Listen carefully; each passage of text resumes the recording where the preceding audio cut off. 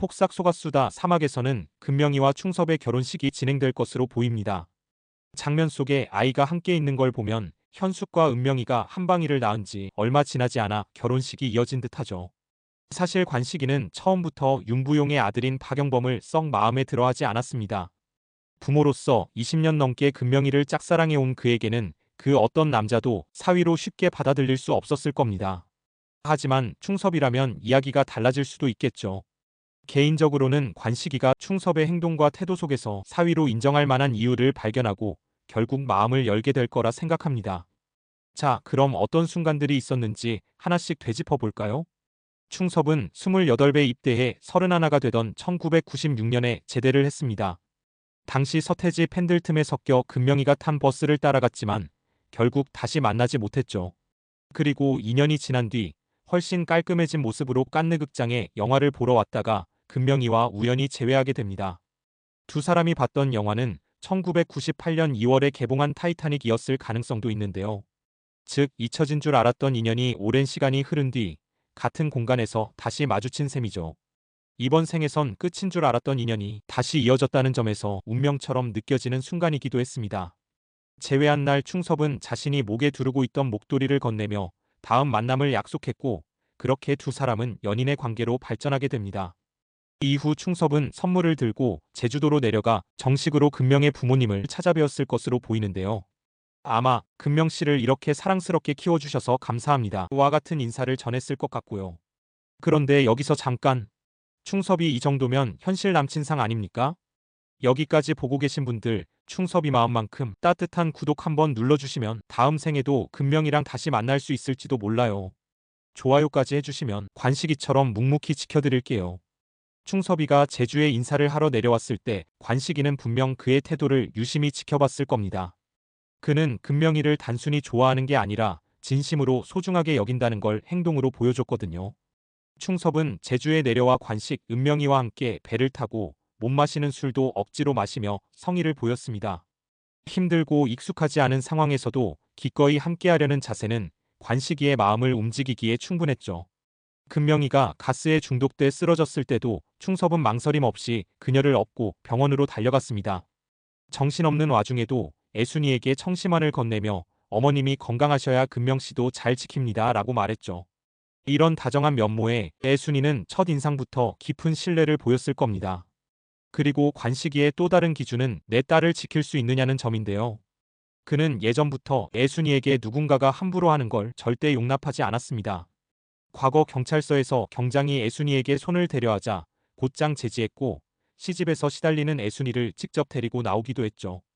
반면 영범은 자신의 어머니가 금명이에게 막말을 퍼부을 때도 아무 말도 하지 못했습니다. 누룽지를 대신 뜨겠다는 말조차 관식의 눈치를 보고 나서야 할 수 있었으니까요. 금명이를 진짜로 지켜준 적은 없다는 얘기죠. 하지만 충섭은 금명이와 연인 사이도 아니었을 때 전 여자친구가 금명이를 깎아내리는 말을 하자 바로 반박했습니다. 여긴 서울대야, 너 농고 중퇴잖아 라고요. 금명이가 뭐라 말도 하기 전에 먼저 나서서 그녀를 지켜준 겁니다. 또 하나 눈에 띄는 장면은 책을 들고 금명이 집까지 오르막길을 올라가는 충섭의 모습이었습니다. 땀을 뻘뻘 흘리며 묵묵히 걷는 충섭, 뒤에서 부채질을 해주는 금명, 그리고 군밤을 들고 금명을 따라가는 장면은 예전 관식이가 애순이를 따라다니던 그 모습과 꼭 닮아 있습니다. 관식이는 이런 모습에서 자신을 투영하며 내 딸을 이렇게 바라보는 남자라는 확신을 얻었을지도 모르죠. 관식이가 충섭을 좋게 본 또 다른 이유는 충섭의 어머니입니다. 상견례 자리에서 만난 그의 엄마는 금명에게 오늘이 내 인생에서 가장 따뜻했던 날로 남을 것 같다며 고마움을 전했습니다. 진심이 묻어나는 말이었죠. 부모를 보면 자식이 보인다고 하잖아요. 충섭의 엄마는 자신의 아들도 소중하지만 남의 자식 또한 귀하게 여길 줄 아는 사람이었습니다. 반면 영범의 어머니는 관식의 손을 노가다 손이라며 비하했고 금명이를 아들의 명함쯤으로 여겼죠. 이 두 부모의 태도만 비교해봐도 관식이의 선택이 어디로 향할지는 뻔한 이야기입니다. 그리고 마지막으로 충섭이가 금명이를 모델로 그렸던 초상화는 지금 어디에 있을까요? 군 입대 전 충섭은 그 그림을 깐느 극장 지하 공간에 조용히 두고 떠났습니다. 당시 금명이는 영범과 교제 중이었고 그림도 제법 크기가 있었기 때문에 바로 가져오지 못했을 가능성이 크죠. 하지만 저는 금명이가 언젠가 그 그림을 찾아와 소중히 간직했을 거라고 믿습니다. 그림 속 금명이는 햇살처럼 환하게 그려져 있었고, 그건 곧 충섭의 시선 속에 비친 금명이의 모습이기도 했으니까요. 그리고 혹시 그 그림 뒤에 충섭이 몰래 남겨둔 쪽지가 숨어 있었다면 어땠을까요? 마치 영화 러브레터처럼 말이죠. 금명 씨, 이 그림은 당신을 닮았지만 당신만큼 빛나진 못해요. 혹시라도 다시 만날 수 있다면 그때는 내가 이 그림보다 더 잘 그릴 수 있을 거예요.